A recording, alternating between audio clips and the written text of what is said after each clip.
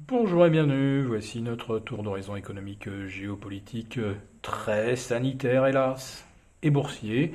Nous sommes le mardi 28 octobre et pour comprendre comment tourne la planète finance et lorsqu'elle tourne autour du reconfinement, c'est sur la bourse quotidien et nulle part ailleurs et l'épisode du jour s'intitulera Les indispensables excuses de Victoria Derbyshire. Est-ce que ce nom vous dit quelque chose? Non. Probablement pas, à moins que vous zappiez de temps en temps sur les chaînes anglo-saxonnes, et sur la première d'entre elles quand même, la BBC, où Victoria Derbyshire est une des présentatrices vedettes. Et elle a osé, oui, écoutez-moi bien, elle a osé expliquer qu'elle allait braver l'interdiction des repas de famille à plus de 6, car il se trouve qu'elle est mère de 5 enfants et que donc ils sont 7. Et cette petite boutade un petit peu humoristique a ulcéré certains spectateurs qui disent « Mais vous défiez les recommandations des services de santé, vous invitez les gens finalement à ne pas respecter la règle des 6, honte à vous !» Et figurez-vous, ça peut paraître complètement dément, imbécile, surréaliste, mais elle a été contrainte de s'excuser publiquement sur la BBC pour expliquer que c'était que de l'humour. Curieusement, il semblerait que certains Anglais n'aient pas le fameux British humor. Bon, en France, c'est pas la peine non plus de faire de l'humour avec le gouvernement, parce que le reconfinement, on a bien compris, on va y avoir droit, et on va y avoir droit le week-end, vous voyez.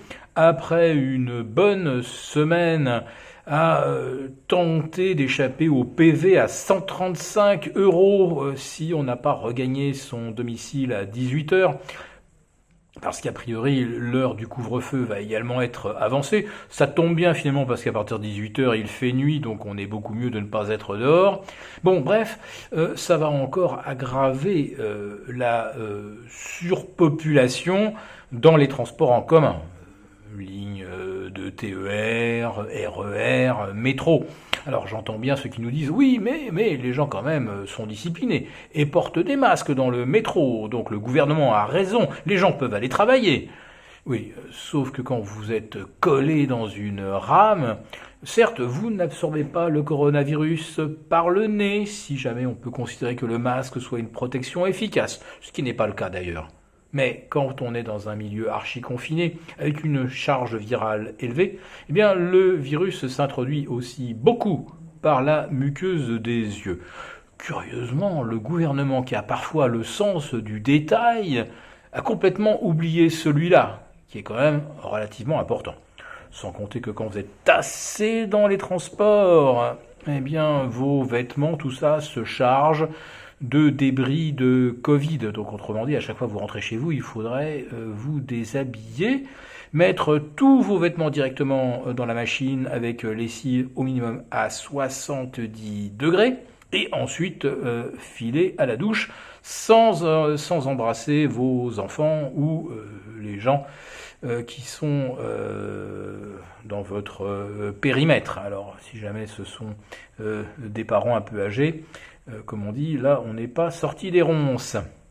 Donc, on va avoir le droit au reconfinement, le week-end, où on ne pourra absolument pas se distraire, et où il faudra probablement exhiber de nouveau un Ausweis pour avoir le droit d'aller chercher une baguette de pain, 1 kilo de farine ou 1 kilo de sucre.